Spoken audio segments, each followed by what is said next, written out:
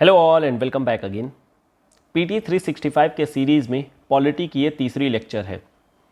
Discussion में अगर देखें तो पहला टॉपिक आता है पुलिस रिफॉर्म को लेकर के। पुलिस रिफॉर्म ये हमेशा से ही बार बार न्यूज़ में आती रहती है। सिंपल रीज़न, पुलिस के इंटरनल और एक्सटर्नल दोनों ही सेक्टर में प्रॉब्लम है। इंटरनल का मतलब जितने भी पुलिस ऑफिसर्स हैं या पुलिस के जितने भी एम्प्लॉयज़ हैं वहाँ पर सर्विस रिलेटेड कई सारे प्रॉब्लम्स हैं, और आउटसाइड द सर्विस कहने का मतलब कि पब्लिक और पुलिस के बीच में भी कुछ अच्छे रिलेशन देखने को नहीं मिलते हैं। कुछ कमिटीज़ बनाई गई थी जिन्होंने पुलिस रिफॉर्म को लेकर के अपने अपने रिकमेंडेशंस दिए थे, जैसे रिबरो कमेटी, पद्मनाभैया कमेटी और मलिमथ कमेटी। कमिटीज़ के नाम याद रखने हैं आपको। एग्जाम में, यूपीएससी में कमिटीज़ इनका फेवरेट एरिया है।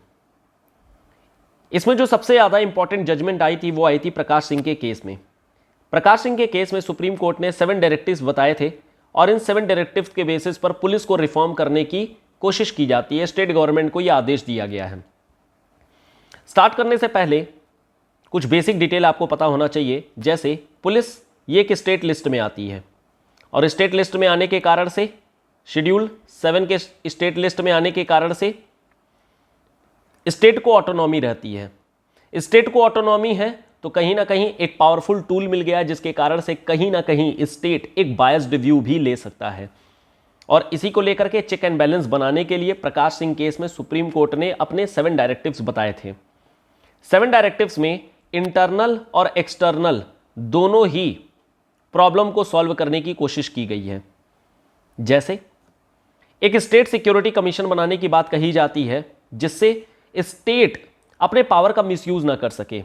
जैसे प्रमोशन, ट्रांसफर या किसी को अगर अपॉइंटमेंट देना भी है तो वहां पर स्टेट सिक्योरिटी कमीशन रहेगी, जो मेरिट बेस्ड पर और उनके सर्विस कंडीशन पर यानी एसीआर के बेसिस पर प्रमोशन ट्रांसफर किया जाएगा, न कि अगर कोई police officer state biased view लेता है तो।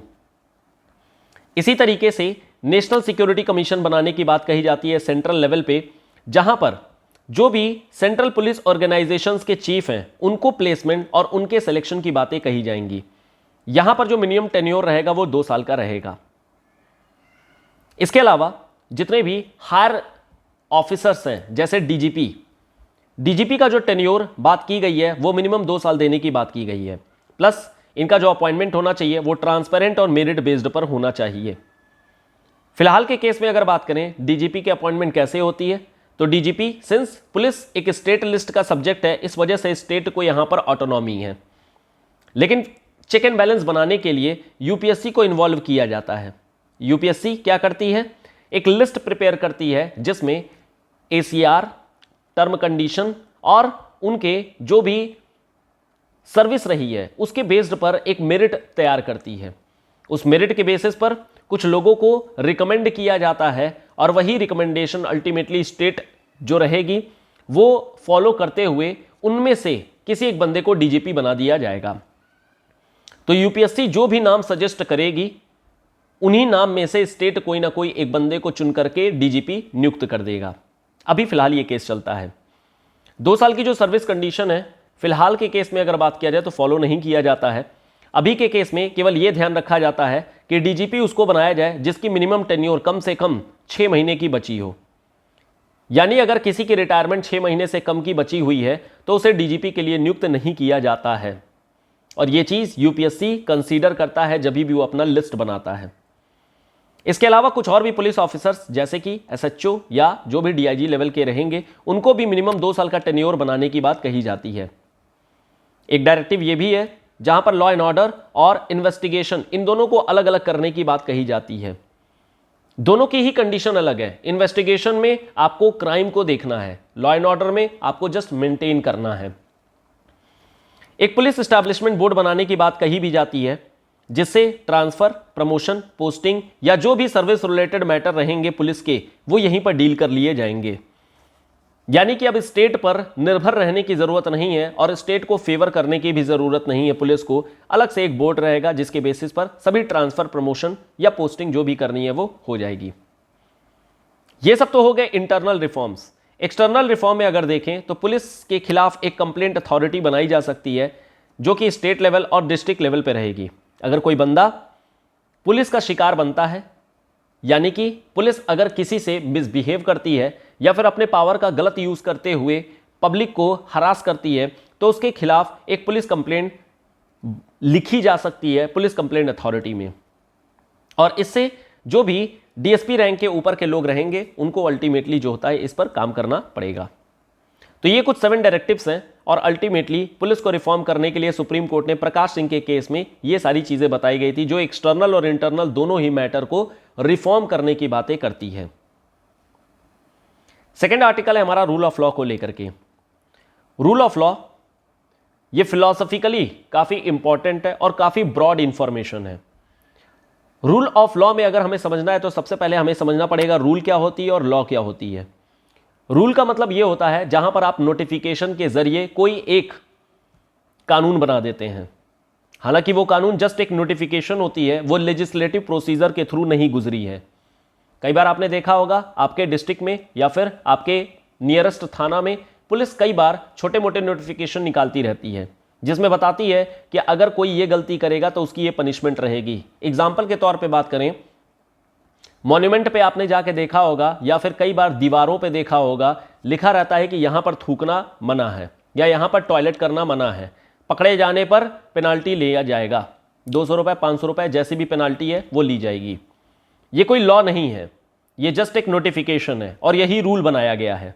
सिमिलरली अगर आप कोई भी गेम देखेंगे तो उसमें भी कुछ रूल्स होते हैं, वो रूल गाइडलाइन होती हैं कि इसको आपको फॉलो करना है, लेकिन जो लॉ होती है वो लेजिस्लेटिव प्रोसीजर के थ्रू होकर के गुजरा है और वो कानून है, और जो कानून होता है वो सब पर लागू होता है।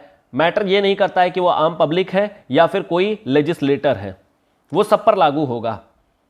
और रूल ऑफ लॉ का मतलब हो जाता है कि जहां पर लॉ का ही नियम रहेगा, यानी कि अगर कोई लॉ बना दिया गया है पार्लियामेंट यानी लेजिस्लेचर के द्वारा तो वो सब पर लागू होता है, चाहे वो प्रेसिडेंट हो, चाहे वो प्राइम मिनिस्टर हो, चाहे वो गवर्नर हो, चाहे वो सीएम हो या फिर आम जनता हो। तो रूल ऑफ लॉ के ही अकॉर्डिंग चाहे वो हाईएस्ट अथॉरिटी हो या लोएस्ट अथॉरिटी हो, सब पर सेम कानून सेम प्रोविजंस लगेंगे, और यही होता है सुप्रीमेसी ऑफ कॉन्स्टिट्यूशन। इंडिया में बात करें तो सुप्रीमेसी ऑफ कॉन्स्टिट्यूशन ही है जहां पर कॉन्स्टिट्यूशन के सामने सभी लोग बराबर हैं। रूल ऑफ लॉ की फिलॉसफी हम लोगों ने ब्रिटेन से ली है, लेकिन रूल ऑफ लॉ एक्चुअल में जो आया था वो फ्रांस के से आया था। फ्रांस से रिपब्लिक, रूल ऑफ लॉ, ये दोनों ही प्रिंसिपल्स लिए गए हैं। अगर इसकी एक डेफिनेशन देखें तो डेफिनेशन का मतलब एब्सोल्यूट सुप्रीमेसी और predominance of regular law as oppose to the influence of arbitrary power and excludes the existence of arbitrariness और even wider discretionary authority. Rule of law basic structure का भी part है और यहां पर दिखाया जाता है कि supremacy of constitution is the supreme thing. एक और टर्म होता है जिसको हम लोग बोलते हैं आइडियल्स ऑफ जस्टिस। जस्टिस के क्या आदर्श होने चाहिए, ये आदर्श पॉलिटिकल, सोशल और इकोनॉमिक, ये चीजें हमारी प्रीएम्बल में लिखी हुई हैं और यही हमारे आइडियल्स ऑफ जस्टिस भी हैं। ये जो आइडियल्स ऑफ जस्टिस है वो हम लोगों ने यूएसएसआर के कॉन्स्टिट्यूशन से लिया हुआ है। तीसरा आर्टिकल हमारा आता है कंटेम्प्ट ऑफ कोर्ट को लेकर के। कंटेम्प्ट ऑफ कोर्ट ये एक स्टैट्यूटरी प्रोविजन है और ये कंटेम्प्ट ऑफ कोर्ट एक्ट 1971 के थ्रू पावर डिराइव की जाती है। दो तरीके की कंटेम्प्ट होती है, एक सिविल कंटेम्प्ट और दूसरी क्रिमिनल कंटेम्प्ट। सिविल कंटेम्प्ट का मतलब होता है केवल जैसे जुडिशियरी की बातों को न मानना, जैसे अगर कोई जुडिशियरी ने अपने जजमेंट दिया है या कोई आदेश दिया है, अगर बंदा फॉलो नहीं कर रहा है तो उसके ऊपर में सिविल कंटेम्प्ट लगेगा। क्रिमिनल कंटेम्प्ट का मतलब यह होता है जहां पर आप कोर्ट की प्रोसीडिंग को रोक रहे हैं, बाधा पहुंचा रहे हैं या फिर कोर्ट के बाउंड्री के अंदर में कोई भी इलीगल एक्टिविटी कर रहे हैं जिससे जुडिशियरी की छवि खराब हो रही है। सिविल कंटेम्प्ट में मॉनेटरी प्रोविजंस होते हैं जहां पर आपसे मॉनेटरी कंपनसेशन ले लिया जाता है या फिर आपको कुछ समय के लिए दंड दिया जाएगा। क्रिमिनल कंटेम्प्ट में आपको जेल इंप्रिजनमेंट भी की जा सकती है। दो पावर दिए गए हैं कंटेम्प्ट ऑफ कोर्ट में, एक है आर्टिकल 142 और दूसरी है आर्टिकल 129। यहां पर कोर्ट को पावर दी गई है कि कंटेम्प्ट के लिए कोर्ट किसी को पनिश कर सकता है। यानी कि यहां से एक बात समझ में आती है, क्या कंटेम्प्ट ऑफ कोर्ट ये कॉन्स्टिट्यूशनल पावर है जिसे आर्टिकल नंबर 142 और आर्टिकल नंबर 129 में लिखा हुआ है? आंसर है नहीं। कंटेम्प्ट ऑफ कोर्ट ये एक स्टैट्यूटरी प्रोविजन है, ये कॉन्स्टिट्यूशनल प्रोविजन नहीं है। सिंपल रीजन इसके पीछे, क्योंकि हमारे पास एक एक्ट है। तो आर्टिकल 142 और 129 में क्या बताया गया है? यहां पर यह बताया गया है कि जो आपका कंटेम्प्ट ऑफ कोर्ट है, यह कोर्ट लागू कर सकती है और कंटेम्प्ट ऑफ कोर्ट के लिए किसी बंदे को पनिश किया जा सकता है। तो पनिश करने की पावर है कोर्ट को, उसके लिए कंटेम्प्ट ऑफ कोर्ट अलग से स्टैट्यूटरी प्रोविजन के फॉर्मेट में बना करके रखा गया है। सिमिलरली इसी तरीके से एक और पावर होती है राइट टू इंफॉर्मेशन। क्या right to information article number 19 के तहत फंडामेंटल राइट है? आंसर इज यस, लेकिन केवल आरटीआई फाइल करने का आपको फंडामेंटल राइट है, लेकिन जरूरी नहीं है कि उस आरटीआई के बदले में आपको जवाब दिया ही जाए। तो यह बात क्लियर हो गई होगी। आर्टिकल 261 में इसी तरीके से डिग्निटी ऑफ द कोर्ट को बनाने के लिए एक प्रोविजन किया गया है, जहां पर यह बोला गया है कोई सा भी पब्लिक एक्ट हो, कोई सा भी रिकॉर्ड हो या कोई सा भी जुडिशियल प्रोसीडिंग हो, इसमें पूरी कंट्री के फेथ होना चाहिए, क्रेडिट होना चाहिए, यानी एक मान्यता होनी चाहिए।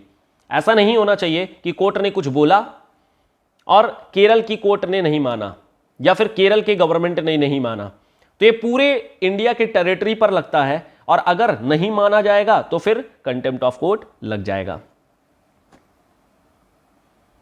नेक्स्ट आर्टिकल हमारी अपॉइंटमेंट ऑफ जजेस को लेकर के है।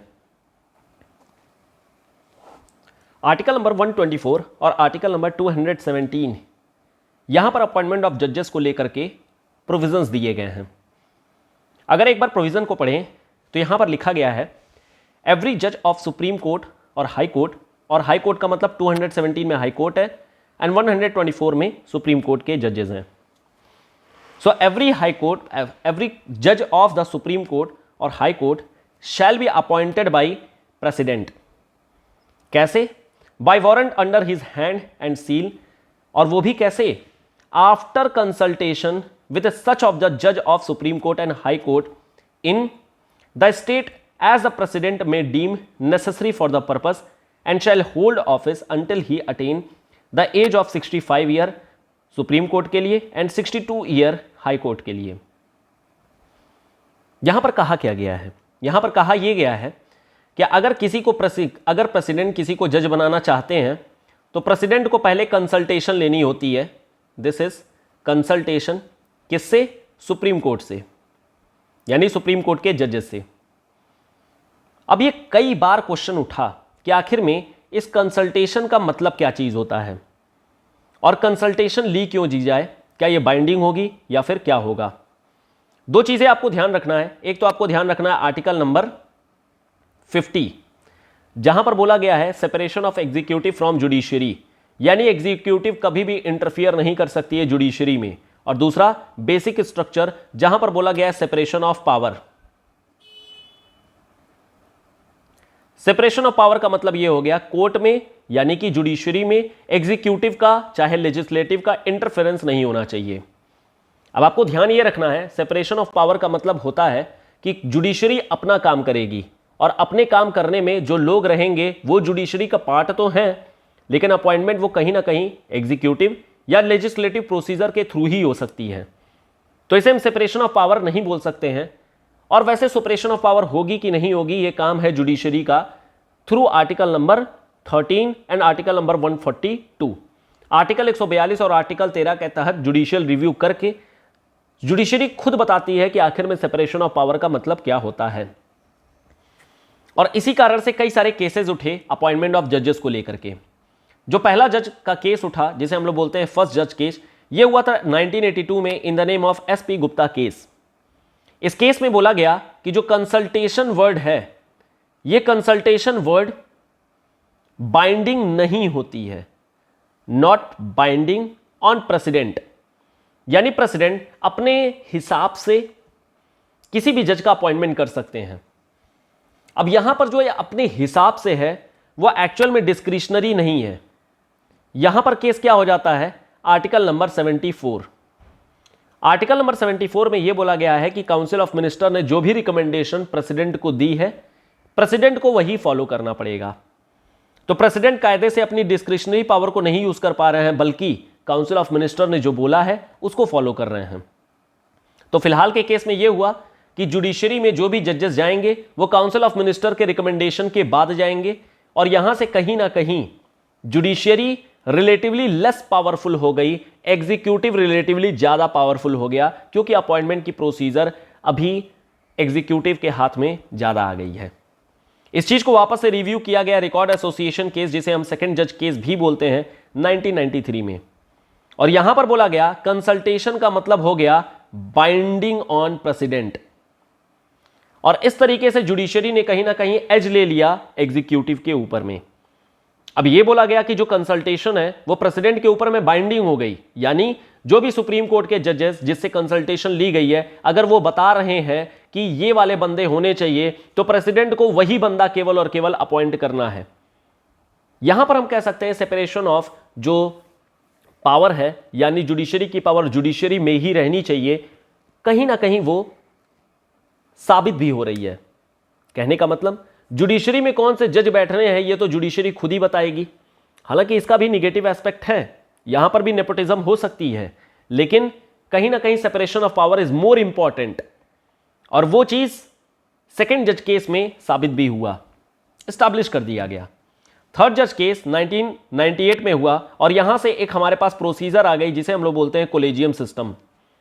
ये कोलेजियम सिस्टम डिफाइन कर दिया गया, और यह बोला गया कि जो भी कंसल्टेशन ली जा रही है सुप्रीम कोर्ट के जजेस से, जब भी हम आर्टिकल नंबर 124 का यूज करेंगे और यहां पर जब भी कंसल्टेशन ली जाएगी, तो कंसल्टेशन के लिए एक कोलेजियम रहेगा, और उस कोलेजियम में चीफ जस्टिस ऑफ इंडिया रहेंगे और 4 सीनियर मोस्ट जज रहेंगे सुप्रीम कोर्ट के, और इस तरीके से सुप्रीम कोर्ट का अपॉइंटमेंट, सुप्रीम कोर्ट के जज का अपॉइंटमेंट कर दिया जाएगा। वही अगर बात करें आर्टिकल नंबर 217 की, और यहां पर जब हाई कोर्ट के हम लोग जजेस का प्रमोशन या जजेस का अपॉइंटमेंट करेंगे, तो यहां पर 2 केस है। एक तो जब ट्रांसफर करना है, ट्रांसफर ऑफ जज करना है, दूसरी तरफ जब अपॉइंटमेंट करनी है नए जज की, तो यहां पर अगेन कोलेजियम ही रहेगा, जिसमें चीफ जस्टिस ऑफ इंडिया रहेंगे, सीनियर मोस्ट जज रहेंगे, plus chief justice of high court को भी कंसल्ट किया जाएगा जब अपॉइंटमेंट का केस है। और यहां पर गवर्नर से भी एक बार पूछ लिया जाता है, क्योंकि उनके ही कोर्ट का, उनके ही स्टेट का मामला है। सिमिलरली जब ट्रांसफर का मामला होता है, तो दोनों ही स्टेट के गवर्नर, जहां से जहां को ट्रांसफर होना है, दोनों ही गवर्नर को पहले से ही बता भी दिया जाएगा, और एक तरीके से उनसे परमिशन भी ले ली जाएगी। तो कुछ बेसिक चीजें हैं जो कोलिजियम सिस्टम से रिलेटेड था। अभी आज की डेट में अगर बात करें तो हमारे पास एक मेमोरेंडम ऑफ प्रोसीजर है, this is memorandum of procedure MOP, और इस मेमोरेंडम ऑफ प्रोसीजर में फिलहाल अभी कोलिजियम सिस्टम के लिए एक प्रोसीजरल क्या आखिर में तरीका होना चाहिए वो चीज बताया गया है। हालांकि ये टेम्परेरी बेसिस पर किया गया है, और आगे कैसे सुप्रीम कोर्ट में जजेस की अपॉइंटमेंट होनी है या हाई कोर्ट में जजेस की अपॉइंटमेंट होनी है, ये बाद में हमारे पास एक कॉन्क्रीट डिटेल आएगी। ऐसा अभी सरकार ने और जुडिशरी ने डिसाइड किया है। एक 4th जज केस भी हुआ था, जहां पर नेशनल जुडिशियल अपॉइंटमेंट कमीशन बनाई गई थी, जिसे इनवैलिडेट करार दे दिया गया था, अनकॉन्स्टिट्यूशनल बोल दिया गया था, क्योंकि यहां पर आर्टिकल नंबर 50 वायलेट हो रहा था। And this is separation of judiciary from executive. कुछ फैक्ट है जो आपको ध्यान रखना है, जैसे कोई भी अभी तक वुमेन चीफ जस्टिस नहीं बना है इंडिया का। टोटल 8 सुप्रीम कोर्ट में वुमेन जज अभी तक बनी हुई हैं, जिसमें से पहली जो थी उनका नाम था फातिमा बीवी, कुछ 1980s के दौरान में बनी थी। ट्रांसफर ऑफ जजेस को लेकर के आर्टिकल नंबर 22 ये कहता है कि प्रेसिडेंट में आफ्टर कंसल्टेशन, अगेन ये जो कंसल्टेशन है वो बाइंडिंग है, सेकेंड जज के केस के बाद से ये बाइंडिंग बना दी गई है। कोलेजियम में रहेगा कौन? कोलेजियम में रहेंगे chief justice of India plus जो भी हाईकोर्ट के लोग हैं। यहां पर जिस जज का अपॉइंटमेंट यानी जिस जज का ट्रांसफर किया जा रहा है उससे कोई पूछा नहीं जाएगा, मतलब उनकी मर्जी नहीं पूछी जाएगी कि आपको जाना है कि नहीं जाना है, क्या करना है। यहां पर कोलेजियम बताएगा और जिस जज को ट्रांसफर किया गया वो जज का ट्रांसफर हो भी जाएगा और उनको जाना भी पड़ेगा। हालांकि इसको निगेटिव सेंस में नहीं लेना चाहिए या फिर पॉजिटिव भी नहीं लेना है, ये जस्ट एक प्रोसीजर है। ऐसा नहीं है कि वो बहुत ज़्यादा टैलेंटेड है इसलिए दूसरे कोर्ट में भेजा गया, या ऐसा भी नहीं है कि उनके वो लेस पोटेंशियल है कि उनको दूसरे कोर्ट में भेजा गया, नहीं, ये जस्ट एक प्रोसीजर है। जहां पर भी हाई कोर्ट में कम संख्या रहेगी, जहां पर ज्यादा रहेगी, ज्यादा से कम संख्या की ओर में ट्रांसफर किया जा सकता है। ये जो ट्रांसफर किया जाएगा वो प्रेसिडेंट के नाम पर किया जाएगा। Initiation of the proposal of transfer of जज, it starts from chief justice. Chief justice बताएंगे कि कहां किसको ट्रांसफर करना है, और जो भी जज ट्रांसफर किया जा रहा है उसके कंसेंट को मैटर नहीं करता है। जुडिशरी का टॉपिक थोड़ा सा डिफरेंट है, थोड़ा सा कॉम्प्लेक्स भी है, और इस वजह से एक टेबुलर फॉर्मेट में हम लोग डिस्कस कर लेते हैं कि आखिर में जुडिशरी में क्या कुछ चीजें चलती हैं। ये बेसिक्स होगा, करंट अफेयर्स का पार्ट नहीं है। सुप्रीम कोर्ट में जो हाईएस्ट अथॉरिटी होती है या फिर जो एडमिनिस्ट्रेटिव कार्यभार संभालती है वो होती है chief justice of India. Chief justice first among equals principle को फॉलो करता है।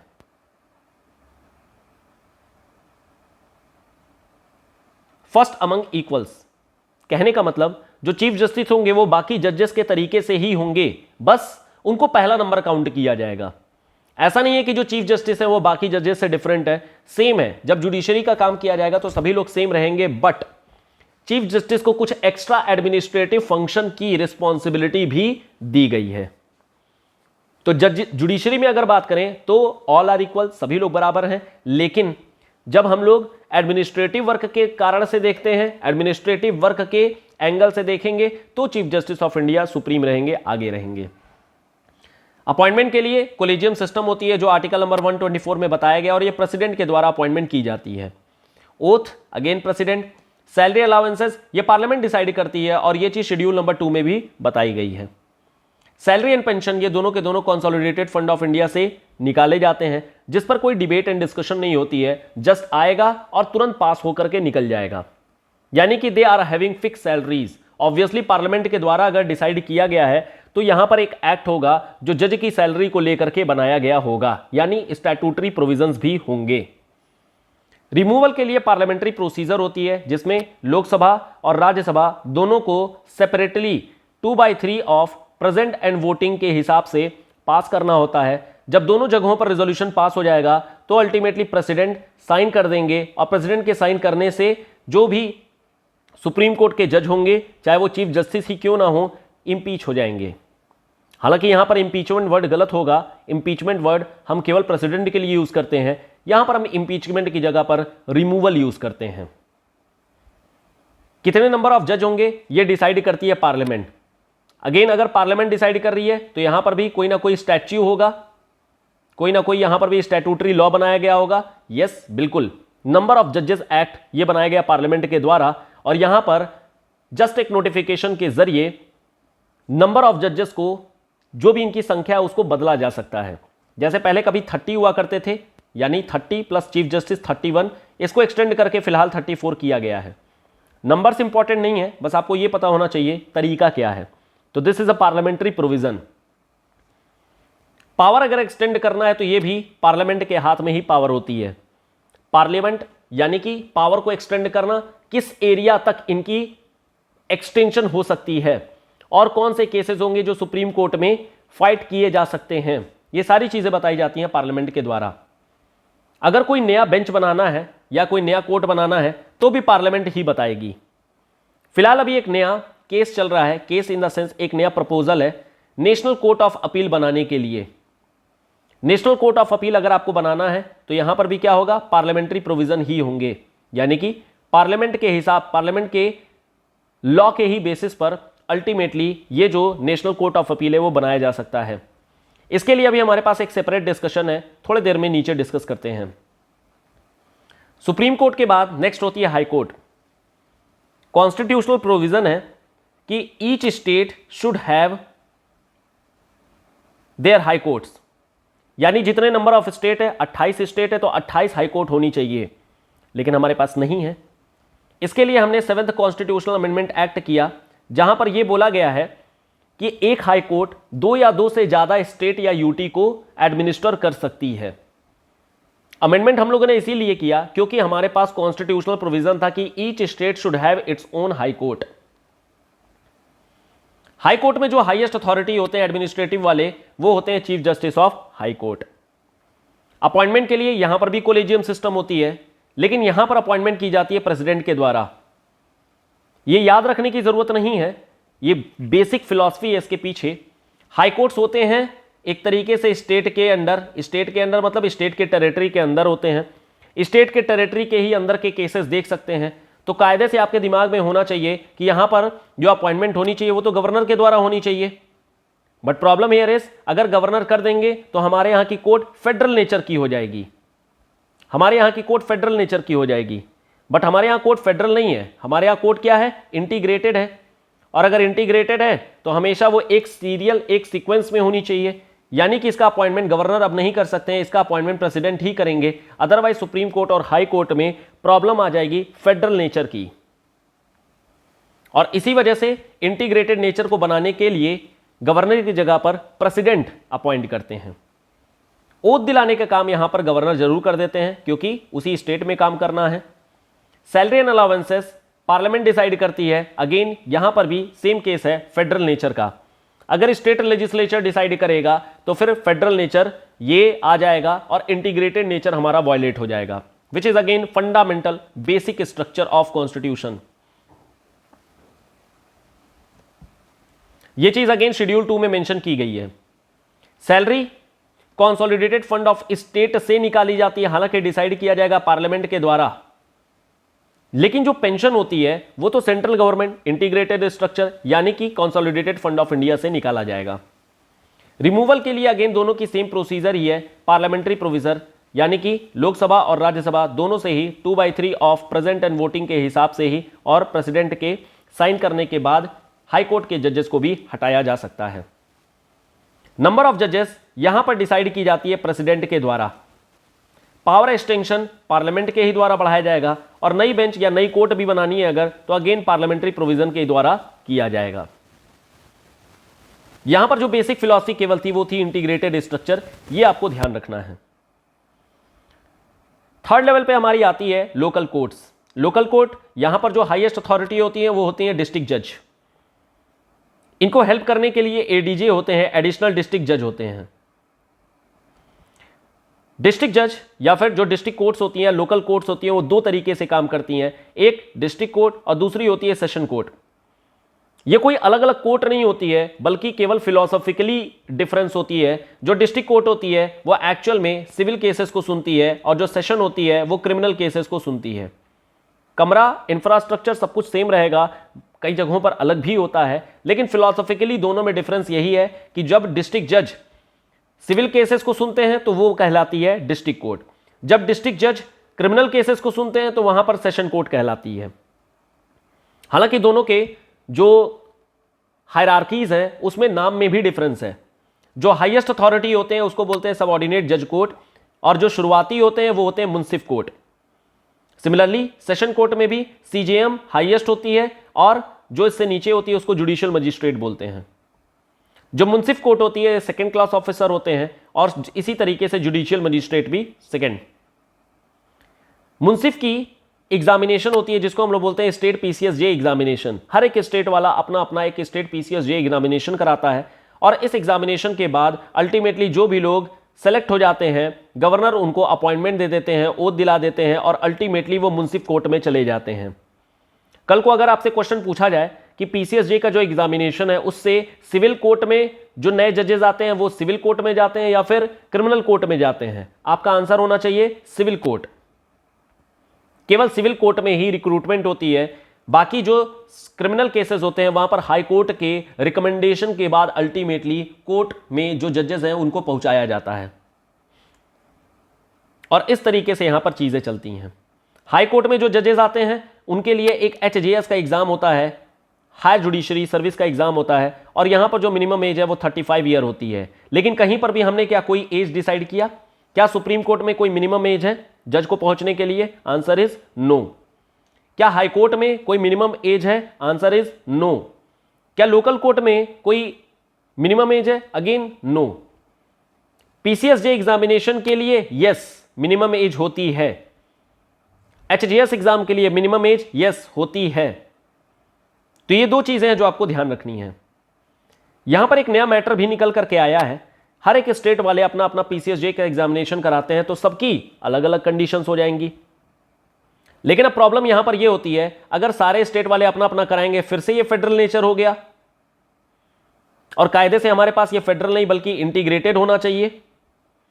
और इसी इंटीग्रेटेड को लेते हुए डिमांड हो रही है ऑल इंडिया जुडिशियल सर्विस एक नया एग्जाम होना चाहिए, जस्ट लाइक यूपीएससी में सिविल सर्विसेज एग्जामिनेशन होती है, सेंट्रल मेडिकल सर्विस होती है, सीएपीएफ एग्जाम होते हैं, सीडीएस एग्जाम होते हैं, सेम वैसे ऑल इंडिया जुडिशियल सर्विस का भी एक एग्जाम होना चाहिए।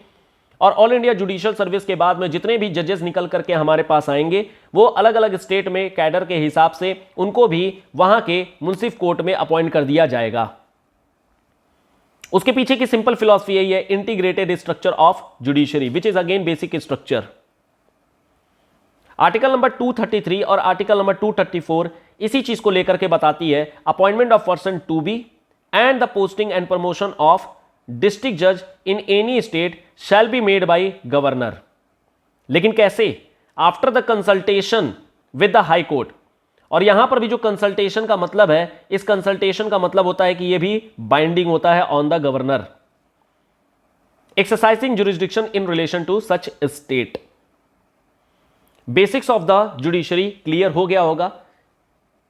इसमें एक दो प्रोविजन और भी हैं जो आप अपने बुक से पढ़ लेंगे, जहां डाउट रहेगा वो पूछ लेंगे। नेक्स्ट आर्टिकल हमारा ट्रिब्यूनल्स को लेकर के है। ट्रिब्यूनल्स को लेकर के एक नया एक्ट पास किया जा रहा है, rationalisation and condition of service act 2021। Tribunals के अगर बेसिक चीजों को अगर देखें तो ये स्वर्ण सिंह कमेटी के रिकमेंडेशन के बाद अल्टीमेटली बनाई गई थी। स्वर्ण सिंह की कमेटी ने दो तरीके का रिकमेंडेशन दिया था, एक तो फंडामेंटल ड्यूटी और दूसरा ट्रिब्यूनल, और दोनों ही चीजों को हमारे कॉन्स्टिट्यूशन में इंटीग्रेट किया गया था 42nd कॉन्स्टिट्यूशनल अमेंडमेंट एक्ट के द्वारा। 42nd कॉन्स्टिट्यूशनल अमेंडमेंट एक्ट को हम लोग मिनी कॉन्स्टिट्यूशन भी बोलते हैं। ऐसा इसलिए क्योंकि एक तो काफी सारे प्रोविजन यहां पर चेंज किए गए थे, दूसरी चीज कई सारे पार्ट्स में चेंजेस किए गए थे, चाहे वो एग्जीक्यूटिव हो, चाहे वो लेजिस्लेटिव हो, चाहे वो जुडिशरी हो, या फिर वो सेंट्रल स्टेट रिलेशन हो, फाइनेंशियल पावर हो, चाहे कोई सा भी हो। कई सारे पार्ट्स में चेंजेस किए गए थे और कई सारे प्रोविजन में चेंजेस किए गए थे, और इसीलिए हम बोलते हैं इसको मिनी कॉन्स्टिट्यूशन। इस 42nd कॉन्स्टिट्यूशनल अमेंडमेंट के बाद ट्रिब्यूनल में दो आर्टिकल्स ऐड किए गए, article number 323A and article number 323B।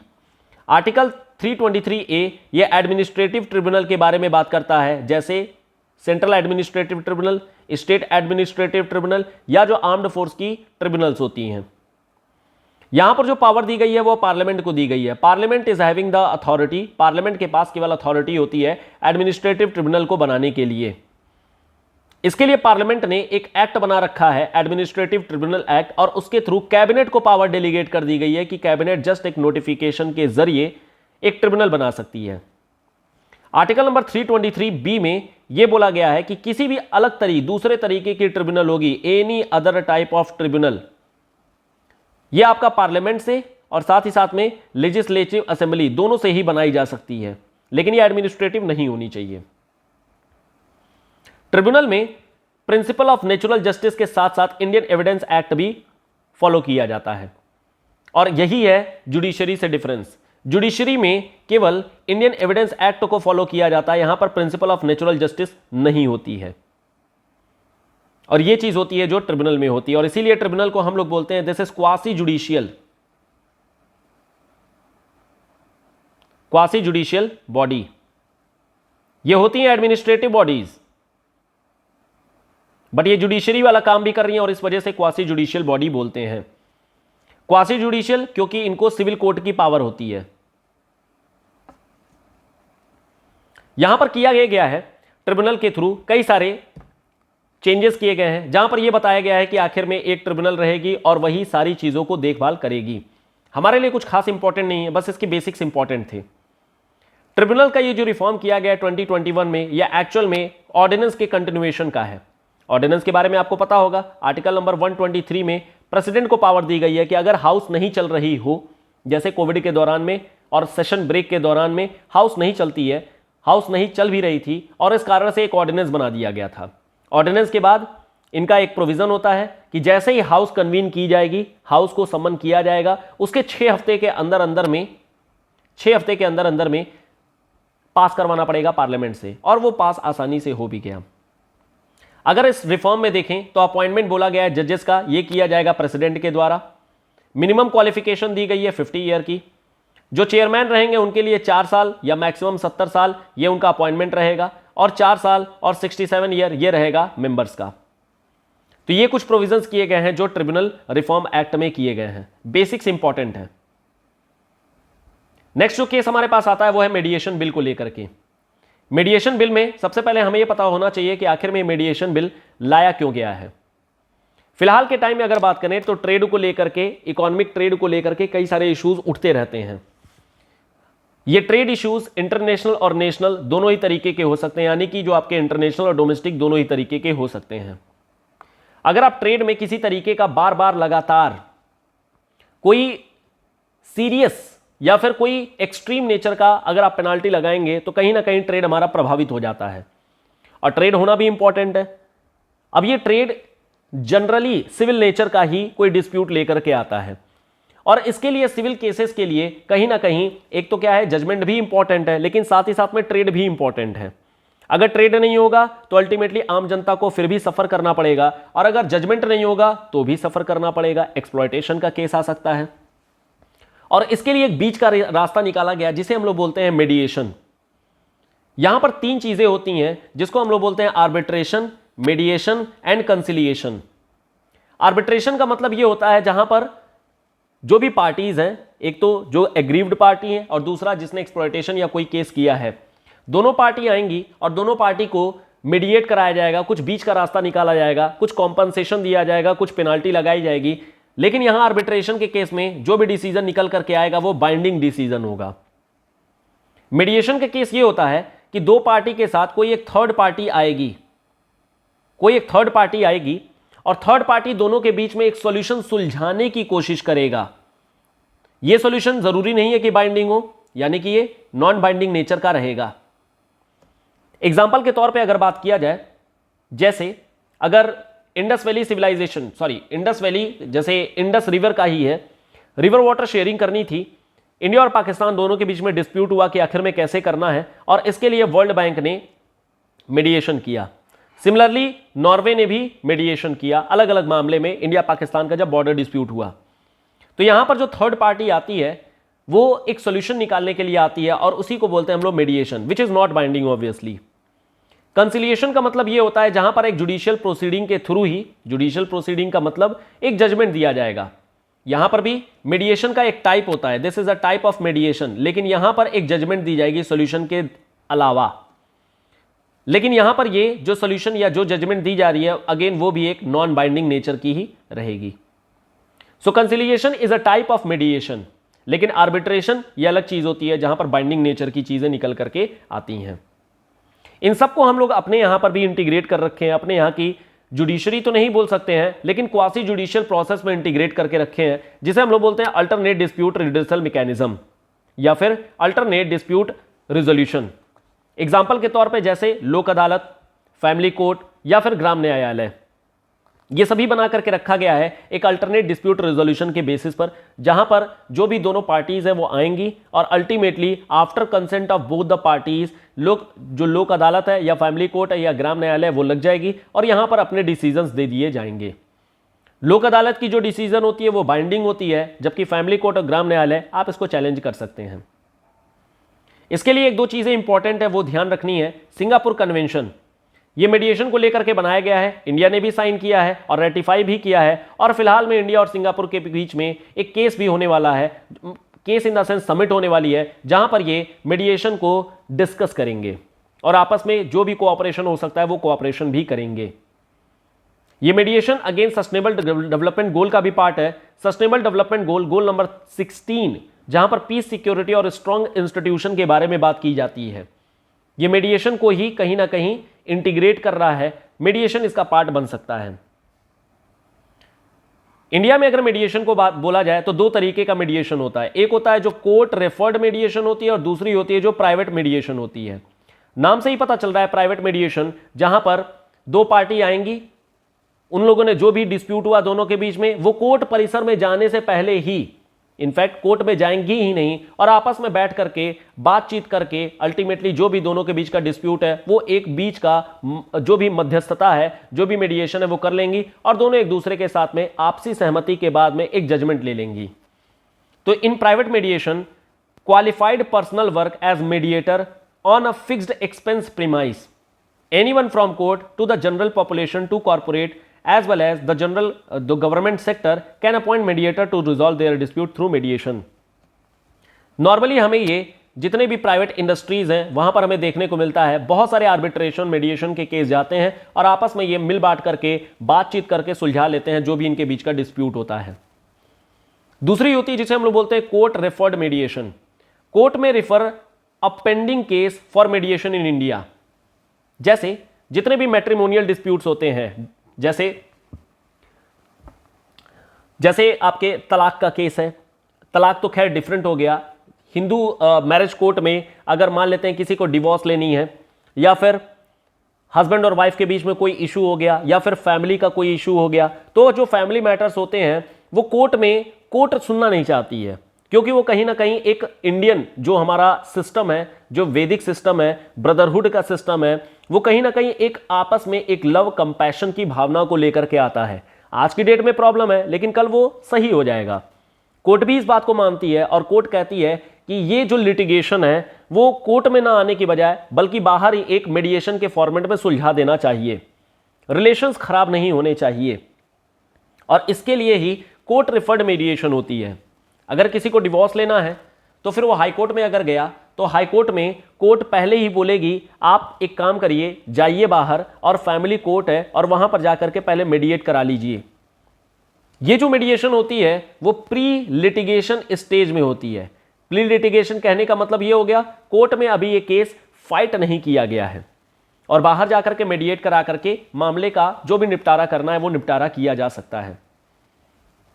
Example के तौर पे आप बात कर सकते हैं, जैसे हमारे यहां पर फैमिली कोर्ट्स होती हैं। ये फैमिली कोर्ट का जो भी जजमेंट आएगा वो बाद में कोर्ट में चैलेंज आप कर सकते हैं। प्राइवेट मीडिएशन जैसे लोक अदालत हो गई, इसके लिए अब तो खैर परमानेंट लोक अदालत एक एक्ट पास कर दिया गया है, नहीं तो ये खाप पंचायत के साथ में कहीं ना कहीं लीगैलिटी वाला जो क्लॉज है उसके साथ क्वेश्चन मार्क लग रहा था। तो लोक अदालत यहां पर परमानेंट लोक अदालत के फॉर्मेट में इस्टेब्लिश कर दी गई है और यहां पर प्राइवेट मीडिएशन की जाती है। मतलब जो भी डिसीजंस आएंगे they will be binding and this can not be challenged in the judiciary. एक और हमारे पास होती है article number 39A। Article number 39A 42nd constitutional amendment act के द्वारा इंटीग्रेट किया गया था और यहां पर बोला गया है फ्री लीगल जस्टिस। लेकिन ये जो फ्री लीगल जस्टिस है जहां पर ये नालसा काम करती है, इस नालसा में किसको किसको फ्री लीगल जस्टिस दी जाएगी, उसमें एग्जाम्पल है women, children, member of SC और एसटी पीपल, इंडस्ट्रियल कोई वर्कर है या कोई डिसेबल्ड पर्सन है, या फिर कोई ट्रैफिकिंग का विक्टिम है, या फिर डिजास्टर या पर्सन इन कस्टडी है। किसी की एनुअल इनकम अगर कम 5 लाख रुपए से कम है, एनुअल इनकम साल भर की, या फिर किसी का केस सुप्रीम कोर्ट में पेंडिंग है। सीनियर सिटीजन, लेकिन यहां पर स्टेट गवर्नमेंट का लॉ डिपेंड कर जाएगा, स्टेट गवर्नमेंट अलाउ कर रही है कि नहीं कर रही है। बाकी सबके केस में ये सभी तो एलिजिबल हैं नालसा में जाने के लिए, बस सीनियर सिटीजन का केस डिपेंड कर जाता है स्टेट गवर्नमेंट के ऊपर में। कुछ और छोटे मोटे करंट अफेयर्स हैं। जुडिशियल इंफ्रास्ट्रक्चर को लेकर के एक आता है जहां पर लाइव स्ट्रीमिंग की गई थी, जैसे कोविड पीरियड के दौरान में आपने देखा कि लाइव स्ट्रीमिंग की गई है, तो लाइव स्ट्रीमिंग के लिए कोर्ट ने बोला ये right to access justice which is under article number 21 के तहत आता है और इस वजह से जो लाइव स्ट्रीमिंग है ये हमें आगे भी परफॉर्म करनी चाहिए। आपको ध्यान ये रखना है कि आर्टिकल नंबर 21 में जहां पर पर्सनल लाइफ एंड लिबर्टी के बारे में बात की जाती है उसमें राइट टू एक्सेस जस्टिस भी एक फंडामेंटल राइट माना गया है। कुछ छोटे मोटे और भी इंस्टीट्यूशंस या फिर आप बोल सकते हैं कि एक मैकेनिज्म बनाए गए हैं, जैसे सुपेस। सुपेस का मतलब है supreme court portal for assistance in court efficiency. Court की इफिशियंसी यानी कि इंफॉर्मेशन एंड कम्युनिकेशन टेक्नोलॉजी का यूज करके कोर्ट की जो इफिशियंसी है उसको बढ़ाने की बातें कही जाती हैं। कोई प्रोविजन है, कोई बुक है, कुछ भी है, तो वो सॉफ्ट कॉपी के फॉर्मेट में टेक्नोलॉजी के फॉर्मेट में इंटीग्रेट कर दिया जाएगा और इस तरीके से कोर्ट की प्रोसीडिंग को और बढ़िया इफिशियंट बनाया जाएगा।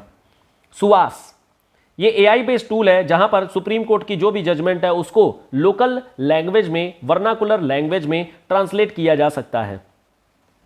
ई कोर्ट मिशन मोज प्रोजेक्ट, यहां पर है आईसीटी इनेबलमेंट, यानी कोर्ट का अपना वेबसाइट बना देना, कोर्ट में जो भी केसेस लगे हैं, जो भी जजमेंट्स आए हैं उनको डाउनलोड कर पाना इंटरनेट के बदौलत, इन सभी को बोलते हैं ई कोर्ट मिशन मोज प्रोजेक्ट के under he development. Fast and secure transmission of electronic record, कई बार क्या होता है कि बेल पैकेज, बेल जो डॉक्यूमेंट है वो निकाल तो दिया जाता है कोर्ट के द्वारा, लेकिन वो पुलिस में नहीं पहुंच पाता है क्योंकि वो हार्ड कॉपी होती है और लेकर के जाने में ऑब्वियसली टाइम लगेगा, और इस कारण से जो भी जेल में बंद है उसको सफर करना पड़ेगा। इस वजह से एक फास्टर मैकेनिज्म बनाया गया है जहां पर इलेक्ट्रॉनिक तरीके से जो भी बेल होगा, बेल जो भी डॉक्यूमेंट होगी वो सीधे पुलिस को इलेक्ट्रॉनिक मीडियम के सहारे भेज दिया जाएगा और फिर जो भी वहां पर जेल इनमेट होगा उसको वापस मतलब बेल दे दिया जाएगा, और इस तरीके से जो भी सफर करना है वो सफर उसे नहीं करना पड़ेगा। हमारे यहां पर जो इंफ्रास्ट्रक्चरल प्रॉब्लम है उसको हम लोग किसी तरीके से दूर करने की कोशिश कर रहे हैं, और उस दूर करने की कोशिश में जुडिशरी में ये कुछ तरीके अपनाए गए हैं। छोटी सी एक और बात है नेशनल कोर्ट ऑफ अपील को लेकर के, प्रपोजल है कि 4 regional national court of appeal बना दिए जाने चाहिए। ये सुप्रीम कोर्ट की बातें कही जा रही हैं। सुप्रीम कोर्ट के लिए अगर कुछ बेसिक फिलॉसफी के बारे में बात करें तो सुप्रीम कोर्ट का काम यह नहीं होता है कि वो लिटिगेशन को सुने। सुप्रीम कोर्ट का जो मेजर काम होता है वो होता है कॉन्स्टिट्यूशनल इंटरप्रिटेशन करना।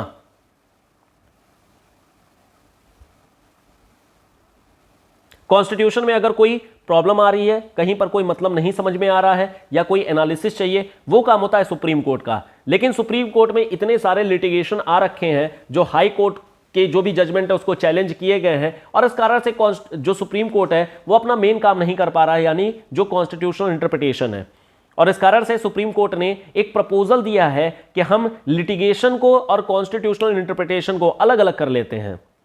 कॉन्स्टिट्यूशनल इंटरप्रिटेशन ये जैसे दिल्ली में जो हमारी बेंच है वही बनी रहेगी, लेकिन जो कोर्ट ऑफ अपील है वो अपील के लिए 4 regional national court of appeal बनाए जा सकते हैं। एक और केस बोला गया कि सुप्रीम कोर्ट सिंस इसकी जो बेंच है वो दिल्ली में है, केरल के भी बंदे को फाइट करने के लिए, अपील करने के लिए दिल्ली आना पड़ेगा, तो हम लोग क्या करते हैं नेशनल कोर्ट ऑफ अपील बना देते हैं और इसको इंडिया के चारों कोनों में बना करके रीजनल बेसिस पर नेशनल कोर्ट ऑफ अपील बना दिया जाएगा। ये रहेगी final court of justice in dealing with the appeals from high court और ट्रिब्यूनल। जिसके जिसके केसेस को अपील किया गया है वो सारे केसेस अल्टीमेटली यहां नेशनल कोर्ट ऑफ अपील में सुन लिए जाएंगे। 15 जज की बेंच बनेगी, मतलब टोटल 15 जजेस रहेंगे हर एक रीजनल जो भी नेशनल कोर्ट ऑफ अपील है वहां पर। प्रॉब्लम यहां पर यह आ रही है कि ये यहां पर कॉन्स्टिट्यूशनल अमेंडमेंट करना पड़ेगा।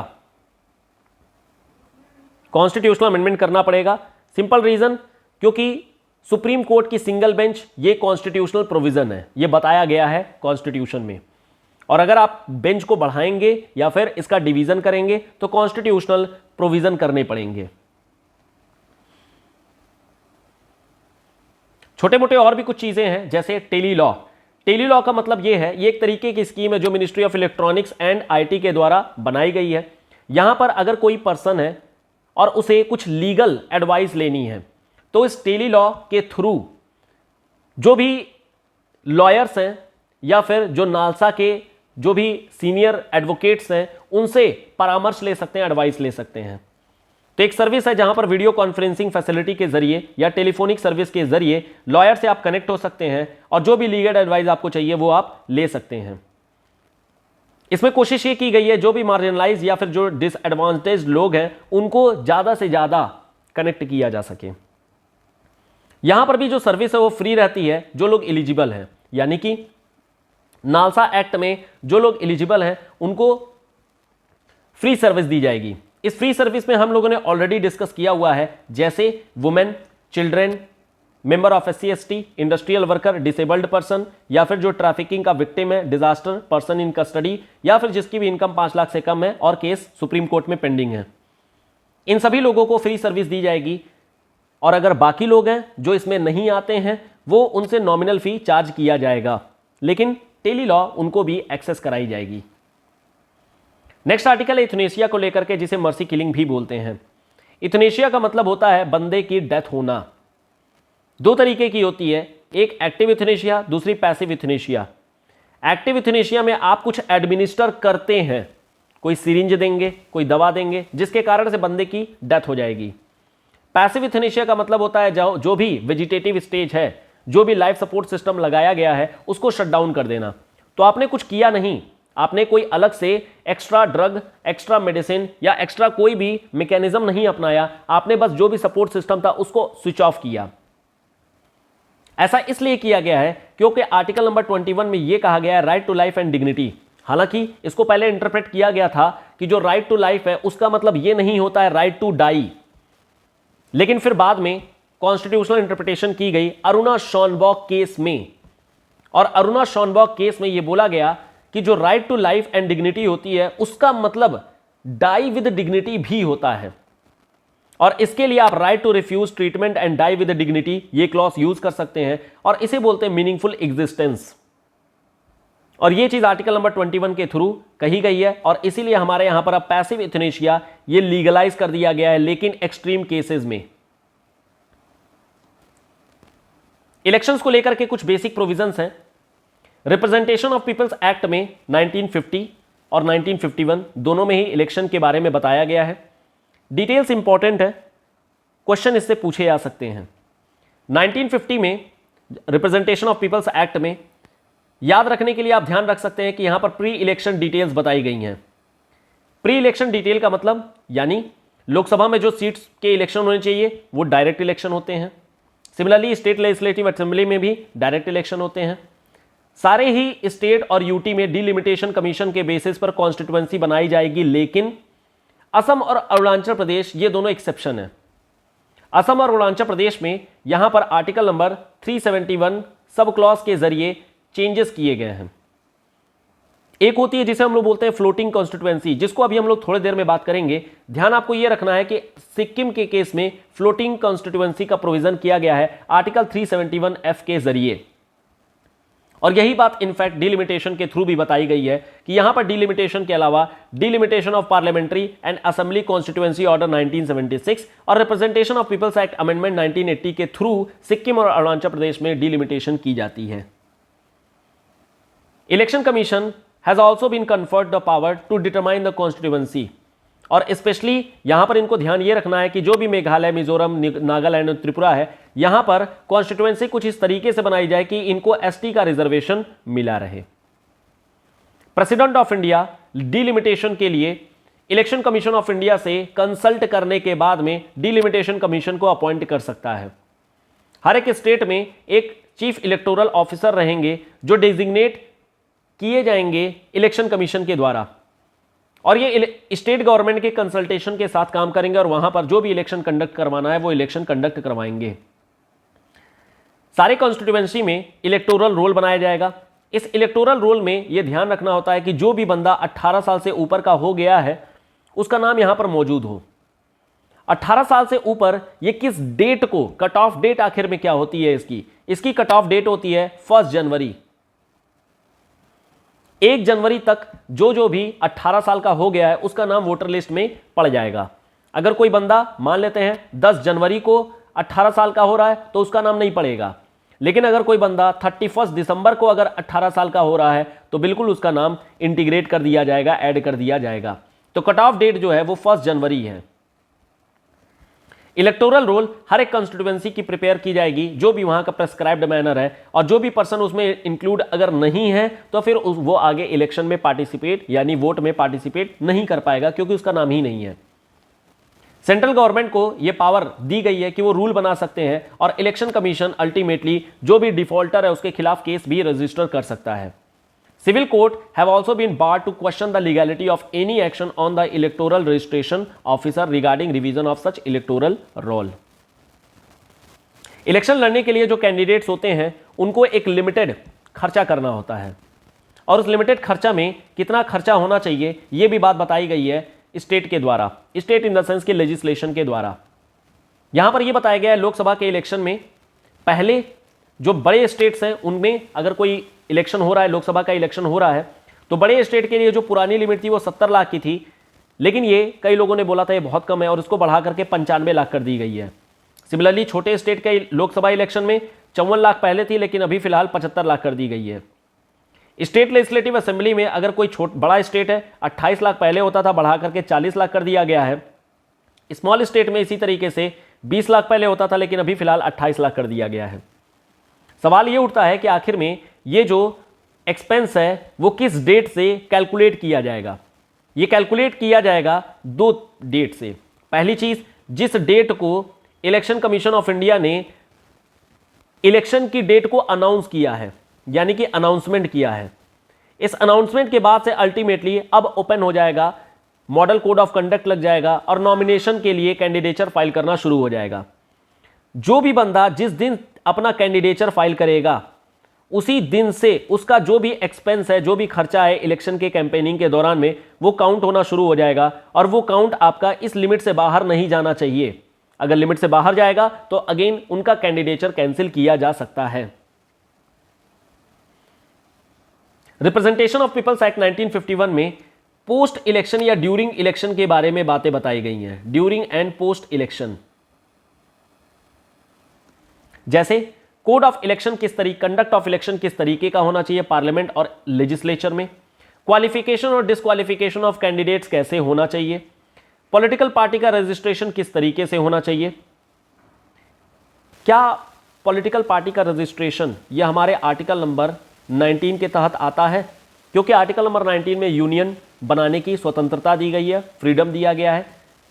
सो answer is no. Political party बनाने का जो अधिकार है वो आपका फंडामेंटल राइट नहीं होता है। आगे, जो भी कैंडिडेट अपना इलेक्ट हुआ है उसे 90 दिन के अंदर अंदर में फ्रॉम टेकिंग द ओथ, जिस दिन ओथ लिया है उससे 90 दिन के अंदर अंदर में अपने असेट्स और लायबिलिटी को डिक्लेयर करना होता है। कितनी प्रॉपर्टी है, कितना उनके पास व्हीकल्स हैं, क्या क्या चीजें हैं, वो सब कुछ, जमीनें कितनी हैं, वो सब कुछ बताना होता है। जितने भी कंटेस्टिंग कैंडिडेट्स होते हैं उनको अपना इलेक्शन जो एक्सपेंस है वो भी मेंटेन करके रखना होता है, जैसा अभी हम लोगों ने डिस्कस किया। इलेक्शन पिटीशंस जितने भी होने चाहिए वो सब हाई कोर्ट में देखी जाएंगी, उसकी अपील जरूर सुप्रीम कोर्ट में की जा सकती है। करप्ट प्रैक्टिसेस जो भी किए जाएंगे, जैसे ब्राइबरी या किसी भी तरीके का पैसा, मसल एंड मनी पावर, तो उसके लिए उनका कैंडिडेचर कैंसिल कर दिया जाएगा। In case of inquiry election commission is conferred the power of civil court, और इस तरीके से इलेक्शन कमीशन भी एक क्वासी जुडिशियल बॉडी कही जाती है। इलेक्शन रिलेटेड अगर कोई भी काम है, the following are to be made available to the election commission, every local authority, university, government company. जैसे अगर मान लेते हैं किसी बूथ को बनाना है तो स्कूल में बनाया जा सकता है, यूनिवर्सिटी में बनाया जा सकता है। सिमिलरली अगर काउंटिंग करनी है तो बूथ, अगेन जो काउंटिंग बूथ होंगे वो यूनिवर्सिटी में बनाए जा सकते हैं। यानी गवर्नमेंट कंपनी या कोई यूनिवर्सिटी या कोई भी लोकल अथॉरिटी अगर इलेक्शन कमीशन बोल रही है कि मुझे चाहिए तो सरकार वो दे देगी। A candidate contesting election to Lok Sabha has to make a deposit of 25,000 अगर वो सिक्योरिटी के फॉर्मेट में लोकसभा, और इसी तरीके से 12,500 अदर इलेक्शन के लिए देना पड़ता है। एससी और एसटी के लिए 50% का रिबेट होता है। अगर कोई बंदा 1/6 टोटल वैलिड वोट से, जितना भी वोट उसमें पड़ा है, 1/6 भाग 1/6 या उससे अगर कम पाता है तो उसकी सिक्योरिटी जब्त हो जाती है। यानी कि 1/6 भाग से आपको ज्यादा ही वोट प्राप्त करने हैं, तभी केवल और केवल आपकी डिपॉजिट वापस होगी, अदरवाइज वो जब्त कर ली जाती है। इलेक्टोरल बॉन्ड का अगला केस आता है। इलेक्टोरल बॉन्ड, यहां पर जैसे ये जो बॉन्ड्स होते हैं वो कई सारे डिनोमिनेशन के हो सकते हैं, 1,000 रुपए, 10,000 रुपए, 1 लाख, 10 लाख और 1 करोड़ रुपए। इसमें कोई मैक्सिमम लिमिट नहीं है, एक ही बंदा कई सारे डिनोमिनेशन खरीद सकता है।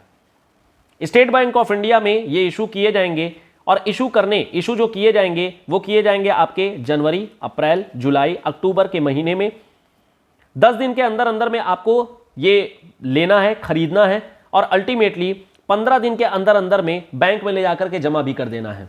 मतलब कि जनवरी में 1 जनवरी को अगर खुला तो 10 जनवरी तक आपको ये बिकेगा, खरीद सकते हैं, और आप 10 तारीख को अगर आपने खरीदा है तो आप 25 जनवरी तक अल्टीमेटली जा करके आपको जमा कर देना होगा। विद इन 15 डे आपको जा करके जमा कर देना होगा। ये कोई भी खरीद सकता है, सिंगल बंदा, ज्वाइंटली बंदा, कोई भी खरीद सकता है। डोनर का नाम मेंशन नहीं रहेगा, अनोनिमिटी मेंटेन की जाएगी। कोई भी पॉलिटिकल पार्टी जो भी 1% of the vote in last Lok Sabha election या फिर विधानसभा इलेक्शन अगर प्राप्त की हुई है तो वो इलेक्टोरल बॉन्ड के थ्रू फंडिंग जनरेट करना के लिए एलिजिबल हो जाती है। कई सारे क्वेश्चन उठते रहते हैं ईवीएम पर, तो ईवीएम के बारे में भी बेसिक डिटेल आपको पता होनी चाहिए। ईवीएम एक micro controller based portable instrument होती है। दो यूनिट होती हैं इसमें, एक कंट्रोल यूनिट होती है और एक होती है जो आपकी बैलेट यूनिट होती है। साथ ही में यहां पर वीवीपैट भी ऐड कर दिया गया है। वीवीपैट के थ्रू एक पर्ची निकलेगी और वो आगे जाकर के एक बक्से में गिर जाएगी। काउंटिंग करने के दौरान मैच करने के लिए यूज किया जाएगा। इस वीवीपैट में क्या क्या चीजें रहेंगी, इसमें रहेगा सीरियल नंबर, मतलब कि किस सीरियल नंबर पर कौन सा कैंडिडेट है और उसका कौन सा सिंबल है। ये तीनों चीजें ही वीवीपैट पे रहेंगी ताकि जिस भी कैंडिडेट को आपने वोट किया है उसी को वोट गया है कि नहीं गया, ये आप क्रॉस चेक भी कर सकें। जो हमारे पास ये ईवीएम होती है इसमें टोटल 2000 वोट सेव किए जा सकते हैं और जितने कैंडिडेचर हैं, जितने सीरियल नंबर हैं, वो 64 ऐड किए जा सकते हैं, उसमें से नोटा भी है। आरपीए 1951 में हमने अमेंडमेंट किया और ईवीएम को यूज करने की बातें कही बैलेट बॉक्स की जगह पर। सबसे पहला जो इंट्रोडक्शन हुआ था वो केरल में हुआ था 1982 के इलेक्शन में। ये बैटरी ऑपरेटेड होती है, इलेक्ट्रिसिटी की जरूरत नहीं होती है। ऐसा नहीं है कि लाइट कट गई तो ईवीएम बंद हो जाएगा। बैटरी ऑपरेटेड है, बैटरी के थ्रू अल्टीमेटली यहां पर चीजें यूज कर ली जाएंगी। डिलिमिटेशन कमीशन के बारे में, डिलिमिटेशन कमीशन या आर्टिकल नंबर 82 और आर्टिकल नंबर 170 दोनों ही जगहों पर मेंशन किया गया है और यह बताया गया है हर एक सेंसस के बाद में पार्लियामेंट को इनैक्ट करना पड़ेगा डिलिमिटेशन कमीशन और इसके थ्रू जो भी टेरिटोरियल कंस्टिट्यूएंसी होगी स्टेट को डिवाइड किया जाएगा इलेक्शन के लिए। दो तरीके के इलेक्शन, पहला कितने सीट पर क्या रिप्रेजेंटेशन है, जैसे for example UP, Bihar, Madhya Pradesh, Rajasthan, हर एक स्टेट को एक नंबर ऑफ सीट दी गई है। जैसे लोकसभा में यूपी को 80 सीट दी गई है, 80। सिमिलरली हर एक स्टेट को अपना अपना एक सीट दिया गया है, लेकिन क्या वो सीट फिक्स है? Answer is no. ऐसा इसलिए क्योंकि जो सीट्स होती हैं they are based on population, population के रिप्रेजेंटेशन के आधार पर होता है। कल को अगर साउथ इंडिया में बहुत ज्यादा पॉपुलेशन बढ़ गई तो seat, number of seat south India को ज्यादा चले जाएंगे, तो ये डिपेंड करता है पॉपुलेशन पर। फिलहाल अभी फ्रीज किया गया 1971 की जो सेंसस है और उसी के बेसिस पर सीट का लोकेशन किया जाता है। इसीलिए हमारे यहां पर लोकसभा या अगर राज्यसभा या फिर स्टेट लेजिस्लेटिव असेंबली का जो भी इलेक्शन होता है उसमें नंबर ऑफ सीटें फिक्स आती हैं और वो कंटिन्यूअसली फिक्स आ रही हैं, लेकिन आगे जाकर के बदल भी सकता है। 2026 के बाद से जो भी इलेक्शन होंगे शायद उसमें बदला हुआ नजर हमें आए। दूसरी होती है जो हम कॉन्स्टिट्यूएंसी को डिलिमिट करते हैं, यानी कि अगर मान लेते हैं कोई एक एरिया है, सपोज जैसे मान लेते हैं गोरखपुर का एरिया है, तो गोरखपुर में कॉन्स्टिट्यूएंसी दो बनाई गई है, एक है गोरखपुर रूरल ग्रामीण और दूसरी है अर्बन। रूरल का कितना क्षेत्र होगा या फिर अर्बन का कितना बड़ा क्षेत्र होगा, क्योंकि दोनों ही गोरखपुर डिस्ट्रिक्ट में ही आती हैं, तो कितना बड़ा एरिया होगा, क्या टेरिटरी होगी, अगेन ये बताई जाएगी डिलिमिटेशन कमीशन के द्वारा बेस्ड ऑन पॉपुलेशन। किसी एरिया का अगर पॉपुलेशन बहुत ज्यादा बढ़ गया तो ऑब्वियसली उसका रिप्रेजेंटेशन एरिया भी बढ़ जाएगा। तो यानी डिलिमिटेशन कमीशन दो चीजें बताएंगी, एक तो सीट और दूसरा रिप्रेजेंटेशन का टेरिटरी। ये प्रेसिडेंट के द्वारा अपॉइंट की जाती है, लेकिन बनाई गई है डिलिमिटेशन कमीशन पार्लियामेंट के द्वारा और इसी वजह से ये एक स्टैट्यूटरी बॉडी कहलाती है। अभी रिसेंट में जम्मू कश्मीर, अरुणाचल प्रदेश, असम और मणिपुर और नागालैंड, इनके टेरिटरी को रीड्रॉ करने के लिए वापस से डिलिमिटेशन कमीशन बनाया गया है। कंपोजिशन यहां पर क्या होती है? 3 लोगों की बॉडी होती है जिसमें एक सर्विंग या रिटायर्ड जज रहेंगे, चीफ इलेक्शन कमिश्नर रहेंगे या फिर इलेक्शन कमिश्नर रहेंगे, वो चीफ इलेक्शन कमिश्नर ही बताएंगे कौन से लोग जाने वाले हैं। इसके अलावा स्टेट इलेक्शन कमिश्नर रहेंगे, जिस भी स्टेट की आपको डिलिमिटेशन करनी है। जम्मू कश्मीर की करनी है तो जम्मू कश्मीर के स्टेट इलेक्शन कमिश्नर रहेंगे, अरुणाचल प्रदेश की करनी है अरुणाचल प्रदेश के स्टेट इलेक्शन कमिश्नर रहेंगे। लास्ट आर्टिकल हमारा है फ्लोटिंग कॉन्स्टिट्यूएंसी को लेकर के। फ्लोटिंग कॉन्स्टिट्यूएंसी का मतलब यह होता है कि जहां पर जिस कॉन्स्टिट्यूएंसी में कोई एक स्पेसिफिक ग्रुप ही केवल और केवल अपना वोट कास्ट करेगा। इस बात को स्टार्ट किया गया था आर्टिकल नंबर 371F के जरिए सिक्किम में 51 मोनास्ट्रीज हैं और उनके लिए जो भी बुद्धिस्ट मॉन्क होंगे केवल और केवल वही लोग वहां पर वोट कर सकते हैं, यह प्रोविजन किया गया था। फिलहाल हमें सेम चीज प्रपोज की गई है कश्मीरी पंडित्स ऑर्गेनाइजेशन के द्वारा भी कि जम्मू कश्मीर में एक कश्मीरी पंडित का ऑर्गेनाइजेशन, ये लोग भी अपना एक कॉन्स्टिट्यूएंसी होनी चाहिए जो वोट करेंगे, और इसको हम लोग बोलते हैं फ्लोटिंग कॉन्स्टिट्यूएंसी। यहां पर एक क्रिटिसिज्म आता है, आर्टिकल नंबर 15 के तहत यह बोला गया है कि किसी भी तरीके का हम डिफरेंशिएशन, किसी भी तरीके का हम डिफरेंस नहीं कर सकते हैं, स्पेशली रिलीजन के नाम पर, और यही रिलीजन के नाम पर हम फिलहाल अभी कर रहे हैं। क्या यह वैलिड होगा? सो आंसर इज यस। और इसके लिए कॉन्स्टिट्यूशनल प्रोविजंस किए जाते हैं, जैसे आर्टिकल नंबर 371F के जरिए कहा गया है। इनफैक्ट आर्टिकल नंबर 15 ये कोई एब्सोल्यूट नहीं है, बल्कि ये एक इसमें कुछ एक्सेप्शंस भी हो सकते हैं, और यहां पर भी एक्सेप्शंस ऐड किए जा सकते हैं। सो ये कुछ डिटेल्स हैं। एक क्लास हमारी और आएगी जिसमें हम लोग जो बचे हुए आर्टिकल्स हैं उनको डिस्कस करेंगे, और एक क्लास रहेगी डाउट क्लास। जो भी आपके डाउट्स हों वो आप टेलीग्राम चैनल में अपने डाउट को भेज सकते हैं, या फिर ईमेल करके भी भेज सकते हैं। डिस्क्रिप्शन में सारी डिटेल्स दी गई हैं। एक बार लास्ट में फिर से रिपीट किया जाएगा, ये एक सप्लीमेंट्री मटेरियल है, अल्टरनेटिव के तौर से इसको मत देखिएगा। PT 365 मैगजीन थॉलोरी रीड करिए, सप्लीमेंट को यूज कर सकते हैं बेटर अंडरस्टैंडिंग के लिए। फिलहाल यहीं स्टॉप करेंगे, मिलेंगे नेक्स्ट वीडियो में। Till then goodbye, thank you so much.